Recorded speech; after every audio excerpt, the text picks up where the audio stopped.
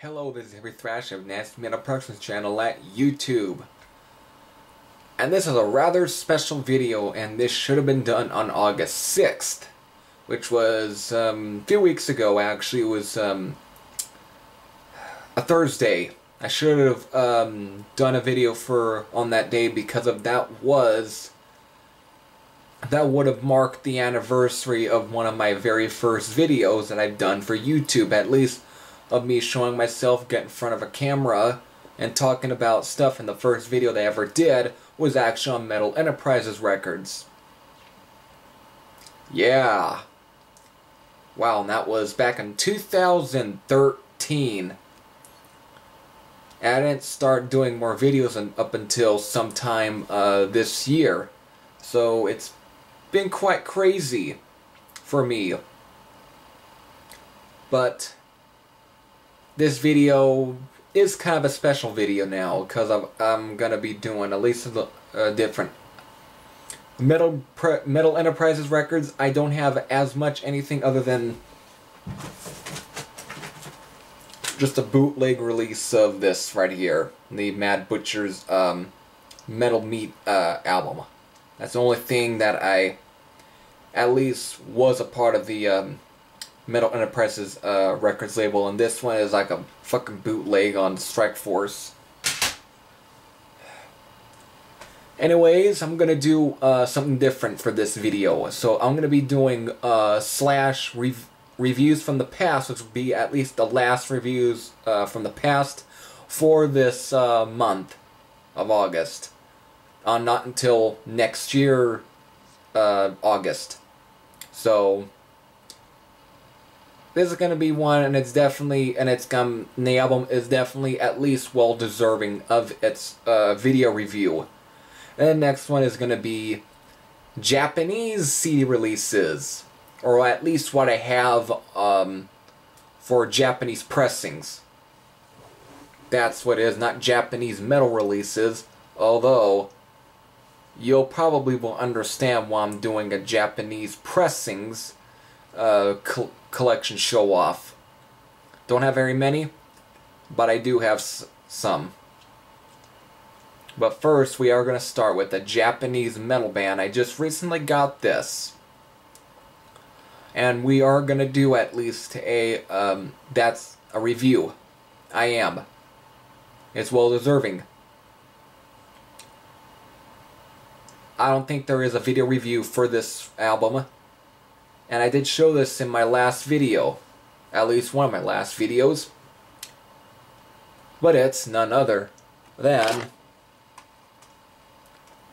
Crowley's Whisper of the Evil.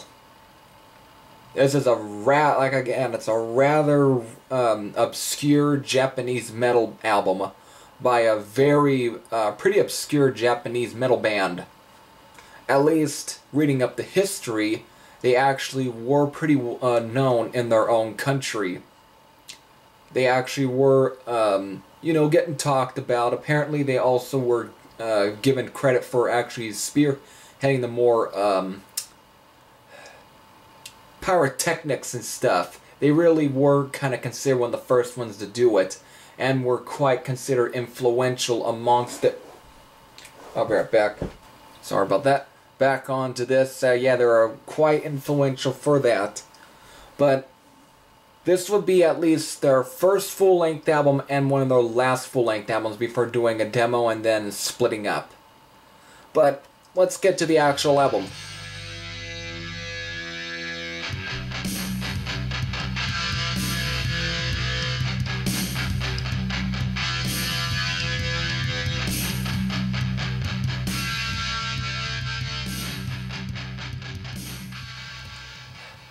I don't know, every time before, getting this in the mail, I was reading up on reviews and stuff, and everyone was saying that how, weak it sounded. Some saying it was a pretty weak album, some saying it, wasn't well deserving of the hype. That, or maybe that, $100, really. You're forking out $100 for an album, and you really expect it to be amazing because you paid $100. Well, To me, and not every album is worth $100, but does that mean that the album is actually bad based on you forking out that much for it and not exceeding to your expectations? No, it's not a bad album. It's actually a great album. I'm actually surprised by it. Yeah, it's not as all-out thrashy as their Scream of the Death EP, but still good. You know, you got songs such as Stalker, which is just a good way to start it off, which is kind of a speedy heavy metal number. You know, a little mid-pace, but it's also still pretty damn solid. Then you get into, like, other tracks, such as Bad Stone, which is another great heavy track. It's more not technically slow. It is pretty mid-pace, but it's more somewhere around there. A little slow, but still mid-pace. It's not super slow, but you know, you get the point. But it's just backed around a heavy, monstrous riff. It stomps all over you like a fucking giant. Really, just it's another great song. Then you got other, like, sort of more upbeat songs, like Night Angel. Another great song as well. Really dug that one quite a bit. I'll be right back. Sorry about that. Again, you still got tracks such as Night Angel. Great track. Definitely more upbeat, but still pretty good. I really dug that one. It really, again, that's like, even though on the cassette copy, all 6 tracks are on it, because of the album only had 6 tracks, and it clocked around 28 minutes, at least 29, but when the time lengths and whatever, it seems to come up to 28. It's it's a pretty short album. It's one of those that could almost be considered an EP because of its length. But it's got at least enough to at least give it full-length status. I don't know. Again, it probably would have been fitting for that video that he did on albums that really clocked in under 31 minutes. Still, going back to it, just again, great ones. And then, like, let's say, on vinyl, side 2 would open up with Pretender. Definitely a good track. It's one at first I wasn't as much digging, but the more I listen to that track, the more it really grows on it's a grower. It's another or more mid-pace, but it's just got still some packed great riffs. Again, just some great riffs. Then you also got practically the epic song on this album, which is practically almost a ballad, but it progresses into a more, another mid-pace heavy metal song, which is Woman in the Black Cape. Great track as well, really. It starts off kind of, very melodic, very acoustic with the drums, whatever, before then getting the guitars, which almost has a doomy sort of stuff, which is kind of also another a reoccurring theme on this album is almost sort of halfly doom sort of, almost like progressive. Almost half this album is almost like bordering on progressive metal. Not to say that it's like Fate's Warning, even though maybe it has some at least similarities to it because of it, but it's not like Fate's Warning, but somewhere around there. This album is almost got some similarities to the U.S. power metal scene because of its sort of very highly metallic, thrashy, sort of speedy vibe to it, and its sort of melodic vocals. And that's one thing that I kind of seem to get with the Whisper of the Black song. Whisper of the Woman in the Black Cape. Wow, my brain's fucking locking up. Still another great song. And then the last track, which is Floating Man. Just a thrasher of a song. That's one thing that I tend to also see with most 80s Japanese metal bands. They seem to kind of mix up the tempos and variety. As like you get your sort of almost heavy metal songs, then you get some that almost border on heavy metal and speed metal, then you get like almost speed power at times, maybe, and then the obligatory ballad or something, which ends up still being good, and then you end up getting the all-out thrashers. And that's one thing with this one, just ends on a thrashy note, and it's another great one, and definitely a highlight of this one. It has very reminiscent of the Scream of the Death EP. In Memory, I think, was the song, I believe. I think that was the song that came after the little intro, which was called Scream of the Death, but it was another great track. Just thrashes along, and I don't know if I want to attempt to even name the guys, because of I could end up butchering their names, so I really don't want to, but this guy's vocals is just, you know, melodic and just very, it just gives the music, again, its sort of identity. It's a great song, though very similar to other Japanese metal bands, but just great. Really great, great album. Just love it. I definitely don't see any problem with the album at all. Again, I really don't. It's not super amazing, but it isn't boring or a piece of shit. It's just a great album. If you really dig Japanese metal, I definitely would say to go grab it. I'll definitely, but not for $100. Not every album is worth $100. It really isn't. It's not worth that much. And it's a cassette release and was being listed for $7. So to me, I don't think. And now to say that it's worth $7. That's more like a deal, but still not worth the you know, 80, 90, 100, fucking 200, 300, you know, it's not worth that. Fuck that. And that's one thing that I seem to get. It's like, when people, and I did do this in one of my videos, I think it was for like, you know, on the downloading and stuff, on why downloading sometimes is a good thing. Is because of when it comes to albums that are worth, that tend to be listed at $100, you really shouldn't go out and pay the $100 for an album that you could end up possibly not liking. Like, again, I see this with most of the reviewers on like Metal Archive, and the guy who runs fucking Colosseum. They all paid the $100 and were very disappointed by it, and they really expected to get their money's worth after they dished out the $100 for a fucking physical copy of the album, which is so ridiculous. To me, I will never do that. I'm right now, I know on fucking Swords and Chains, the guy's fucking, he has like the Salem's Witch album on there, but it's again at around, he wants fucking $150 for it. I'm sorry, but just because it's a great album, but I'm not gonna go and pay for it. Even though I've downloaded it, I don't want to go and get a physical copy of it and pay, you know, pay that much for a physical copy. It's stupid. So again, at least this was in handy.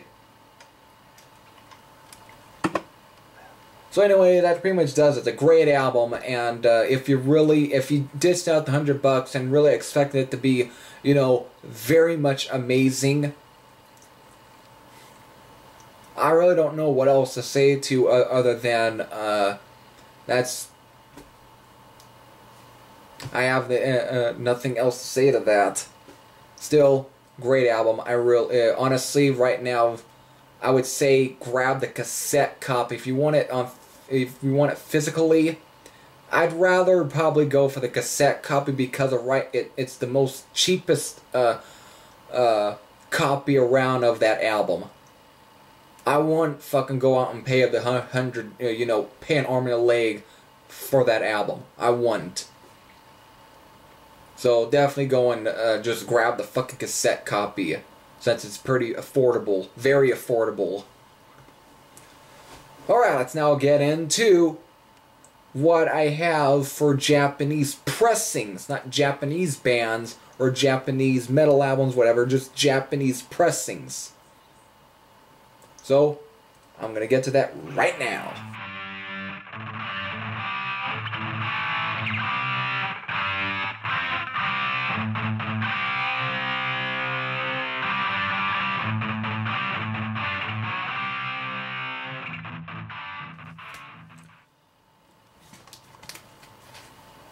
Okay, first off, start with Captain Beyond. Yeah, classic, you know, hard rock band, progressive rock, Heavy-Psyche, I don't know, whatever you want to fucking call it. It's a great album. Features Rod Evans, who originally fronted Deep Purple before being replaced by Ian Gillan. Still great, and also has Rhino, who originally played in or was a member of Iron Butterfly, and they got together and made one, at least for the time, a pretty heavy album. But this is not about Captain Beyond. This is about Japanese pressings, and this is a Japanese pressing. The OB is gone because of, I guess, even though this was from my dad's, he didn't keep the fucking OBI. But how to tell that it is a Japanese pressing? Right there. Again, here's the... Okay, it's on Polydor, Japan.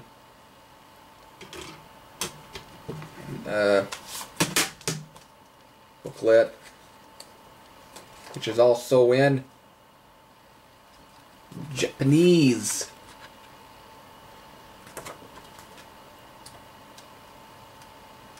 Yeah, lyrics and stuff, and I think there is like bio that these could be, I don't know, lyrics as well, but these could be bio, but it's all in Japanese practically, so I can't really read the shit, but still, the Japanese pressing of a rather classic album. This is one of the earliest Japanese pressings of it, of this album actually.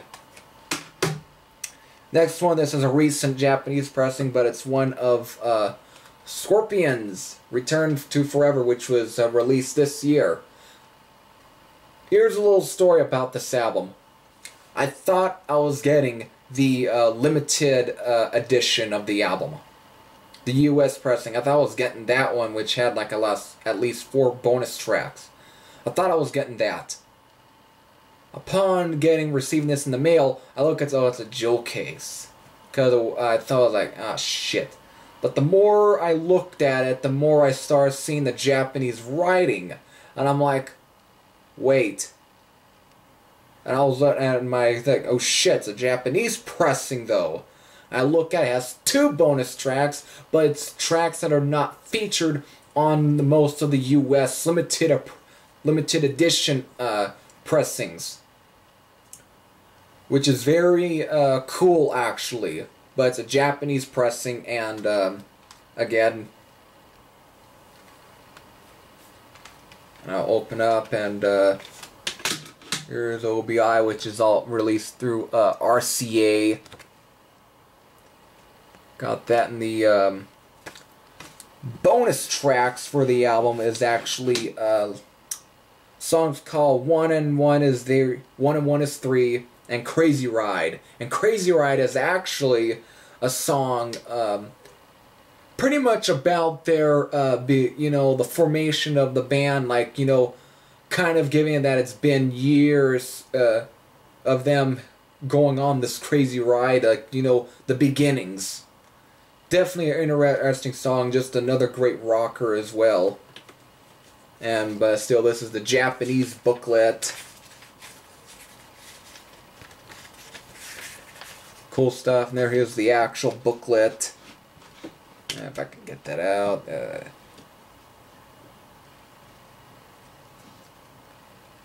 Ah, shit. Here we go. Yeah.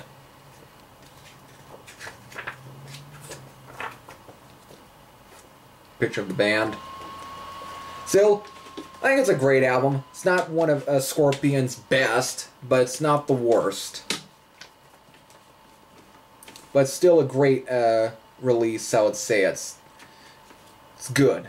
That's all it is. It's a good album, but... Oh shit, fucking Obi. And... Oh, shit. Here we go. Still, the Japanese pressing, and So those are the two rock albums. The only metal album that I have, for at least that was a Japanese pressing, is none other than Forbidden Evil, classic thrash metal album. And really, I don't have twisted it into form, but this probably would be my favorite Forbidden album. I really love this album, really do. But again, I gone with the OB because it's inside a plastic baggie, which it did came with, and I had this for since 2010. And I'll bring it out.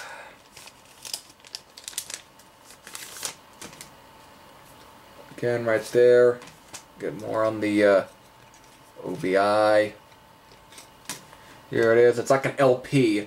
It's a mini LP or something like that. Bring it out.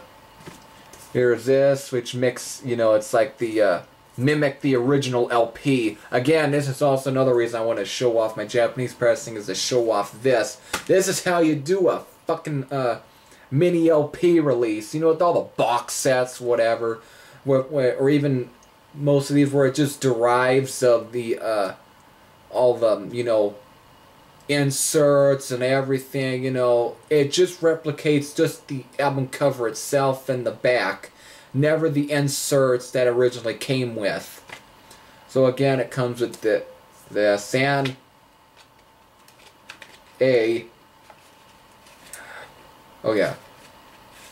CD, but I will have to, again, comes with a bag, and again there's the comes with that. Here's the booklet. Yes, it comes with the booklet, and it's all in Japanese. Practically does have lyrics which are in English, but all the bios and shit are in Japanese. Again, I can't read. There's also like the order form, or like also the list of what else was released through King Records, which is the King Records pressing, which has like bonus tracks and stuff. But still pretty cool. That, like, again, the Japanese know how to put together a fucking LP replica, like those styles that you see in the box sets, whatever. They know how to fucking do one. Which is why I really think it's a shame that when it comes to, my Saxon, ZZ Top box set, or fucking even Ted Nugent and Journey ones, it's like you don't have the inserts with it. All it is a fucking cardboard cover or something, and with no plastic or anything to keep the disc safe. Which is kind of just a downside of those. So, still great. Really, I'm happy so that pretty much does it for this sort of special video. So, and it's probably long. So, this is Heavy Thrash. I was saying I am out, and I probably won't do a video until Thursday, because on Wednesday I'm going to be at a concert seeing none other than the classic Saxon. See ya. Later.